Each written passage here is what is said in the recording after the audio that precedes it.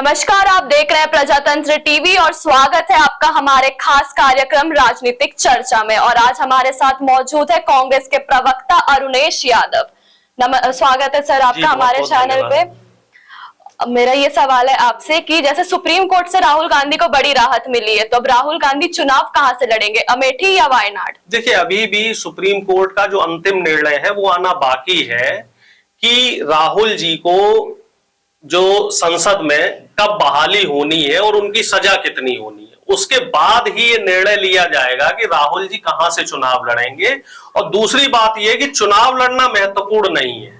राहुल जी ने पहले भी स्पष्ट किया था, चाहे मैं संसद में रहूं चाहे संसद में ना रहूं, जनता के जो सवाल हैं उन सवाल पे सरकार से प्रश्न पूछते रहेंगे। जो जनता की समस्याएं हैं उन समस्याओं पे सरकार को घेरने का काम करते रहेंगे। और कल भी राहुल जी ने जो प्रेस कॉन्फ्रेंस की उसमें स्पष्ट कह दिया है कि ये मैटर नहीं करता है कि मैं अंदर हूं या बाहर हूं, मैं जैसा पहले था वैसा ही अभी हूं और वैसा ही आगे रहूंगा।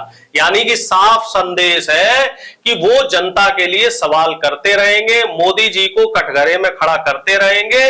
अब ये बात अलग है कि साहब मोदी जी राहुल जी के सवालों का जवाब देंगे या सवालों का जवाब नहीं देंगे। सर, मेरा दूसरा सवाल ये है कि मणिपुर में हिंसा हुई, बीजेपी की सरकार रहते हुए भी डबल इंजन की सरकार है, और वही मोदी जी दूसरी तरफ बात करते हैं बेटी बचाओ बेटी पढ़ाओ की, और उन्होंने मणिपुर हिंसा के लिए कुछ एक शब्द नहीं कहा। तो इस पर आप क्या बोलना चाहिए? देखिए, ये बीजेपी सरकार की नाकामी है, साफ तौर पे नाकामी है, क्योंकि डबल इंजन की सरकार है। 90 दिन से ज्यादा का समय हो चुका है। प्रधानमंत्री जी मणिपुर पे मौन है, चुप है, कुछ नहीं बोल रहे हैं। गृह मंत्री जी ने एक सर्वदलीय बैठक बुलाई, जबकि हमने मांग करी थी कि प्रधानमंत्री जी के साथ बैठक। और दुर्भाग्य की बात है, प्रधानमंत्री जी के लिए अमेरिका जाना ज्यादा जरूरी था, प्रधानमंत्री जी के लिए मिस्र जाना ज्यादा जरूरी था, प्रधानमंत्री जी के लिए फ्रांस ज्यादा जरूरी था। फ्रांस में हिंसा हो रही है, उस पर प्रधानमंत्री जी बात कर सकते हैं।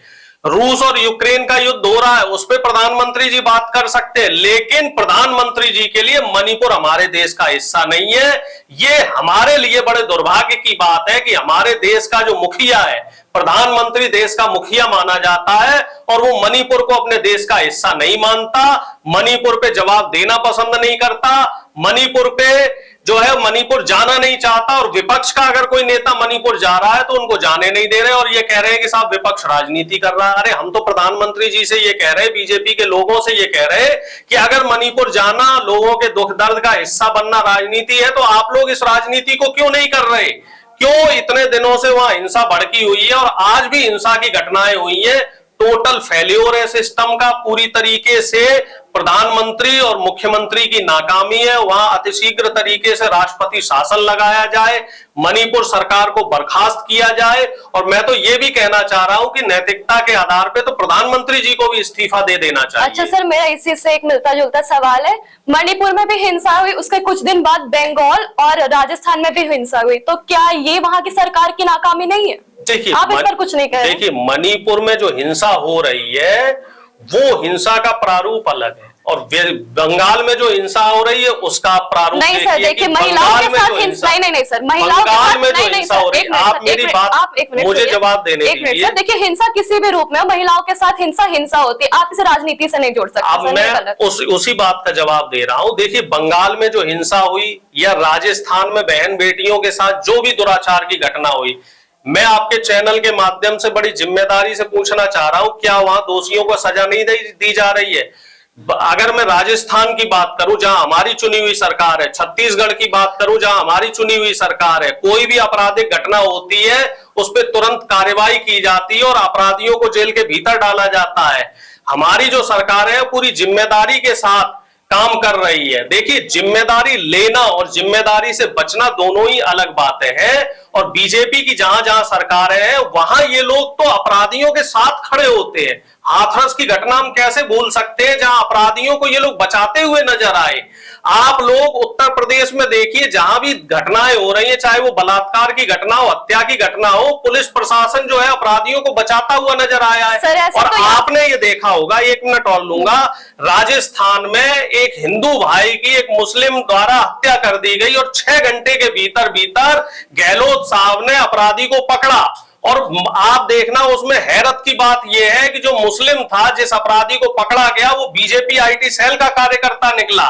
तो आप इससे अंदाजा लगा लीजिए कि बीजेपी के लोग किस हद तक गिर चुके हैं। जो राजस्थान से जो तमाम राज्य हैं वहां पे मुस्लिम भाइयों के जरिए हत्या करवा रहे हैं, ये लोग उनको प्लांट करते हैं और जो एक सामाजिक सौहार्द है उसको बिगाड़ने की कोशिश करते हैं। लेकिन जिन जिन राज्यों में, मैं आपको पूरी जिम्मेदारी के साथ आश्वस्त कर रहा हूं कि जिन जिन राज्यों में हमारी पार्टी की सरकार है वहां एक भी अपराधी छोड़ा नहीं जाएगा, और जो बीजेपी के नेता षड्यंत्र रच रहे हैं उनकी सारी षड्यंत्र का जो है पर्दाफाश किया जाएगा। अभी आज बिहार में नालंदा में बीजेपी के नेता को पकड़ा गया जो कि मुहर्रम में सांप्रदायिक हिंसा भड़काने की कोशिश कर रहे थे। तो हिंसा भड़काने का काम, सांप्रदायिक माहौल बिगाड़ने का काम बीजेपी आरएसएस के लोग करते हैं। हम तो देश की सबसे पुरानी पार्टी रही है, हमारा 140 साल का इतिहास रहा है। हमने हमेशा गंगा जमनी तहजीब को तवज्जो दी है। हमने हमेशा देश को शांति और भाईचारे में रखने में भरोसा रखा है। हम लोग देश को जोड़ने की बात कर रहे हैं। जहां राहुल जी भारत जोड़ो यात्रा निकाल रहे हैं तो उसका मकसद यही है कि जिस तरीके से बीजेपी ने देश को धर्म में, जाति में और संप्रदाय में तोड़ रखा है, तो एक सांप्रदायिक जो माहौल है उसको बनाया जाए, माहौल को बिगड़ने ना दिया जाए। सर मेरा सवाल इसी से मिलता जुलता है। देखिए आप बोल रहे हैं कि भाईचारा, इस पर बात कर रहे हैं जी। तो सर आप भाईचारे की बात कर रहे हैं, तो वही जब कर्नाटका में एक चुनाव आने वाले थे तो कांग्रेस का मैनिफेस्टो था कि अगर कांग्रेस पार्टी सरकार में आती है तो कांग्रेस जो है वो बजरंग दल को बैन कर देगी। वही बीजेपी का मैनिफेस्टो था कि वो पीएफआई को बैन करेगी। तो आप बजरंग दल को किस नजरिए से देखते हैं? पीएफआई और बजरंग दल का कैसा कंपैरिजन? मैं आपको थोड़ा सा आपको संशोधन करना चाह रहा हूं कि हमारी पार्टी ने ये कहा था कि अगर कर्नाटक में हमारी सरकार बनती है तो बजरंग दल और पीएफआई जैसे संगठनों को हम बैन करेंगे। जो पीएफआई का है वो बात बीजेपी ने नहीं कही थी, वो हमारी पार्टी ने ही कहा था कि हम इस तरीके के जो सांप्रदायिक माहौल बिगाड़ने वाले संगठन है इनको बैन करेंगे। पीएफआई भी सांप्रदायिक माहौल बिगाड़ रहा था और बजरंग दल के लोग आपने देखा किस तरीके से हुड़दंग करते हैं और माहौल को बिगाड़ने की कोशिश करते हैं। जब देश में शांति का माहौल चल रहा है और आप देखते हैं जहां भी जुलूस निकालने का काम होता है तो बजरंग दल के लोग जुलूस निकालते हैं, उसमें हथियार लेके चलते हैं।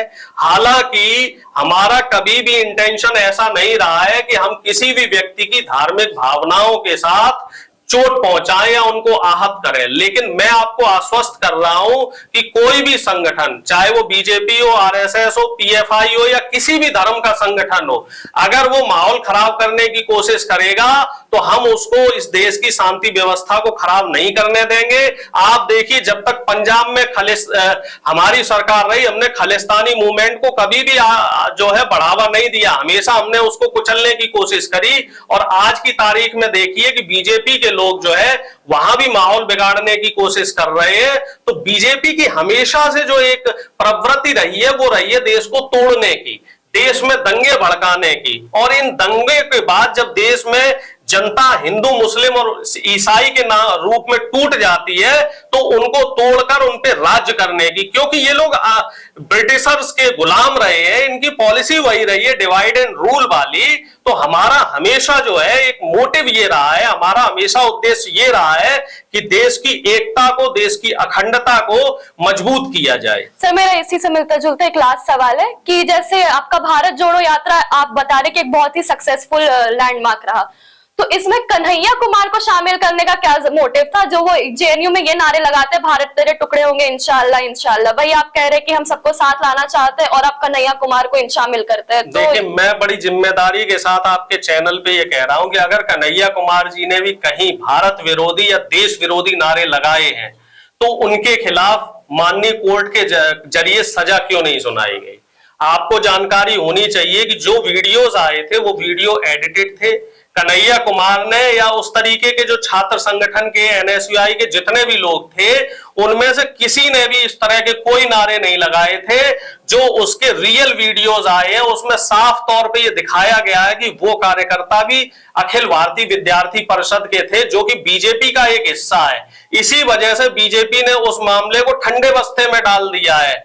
ये लोग हमेशा भेष बदल कर पहुंचते हैं। और जहां भी, मैं तो आपके चैनल के माध्यम से, जब आपने वो सवाल कर लिया तो मैं तो ये कह रहा हूं कि जो गार्गी कॉलेज में एबीपी के कार्यकर्ता गए थे और बहन बेटियों के साथ जो छेड़छाड़ करी थी, उनके प्राइवेट पार्ट्स पे हाथ डाले थे, तो उन निकम्मों पे और उन जो समाज के दरिंदे हैं उन पे बीजेपी के लोगों ने अब तक कोई कार्रवाई क्यों नहीं कर पाई? सरकार कहां है? कहां है दिल्ली की पुलिस जो कहती है कि हम भाई नारी सम्मान के लिए हमेशा आगे खड़े हैं?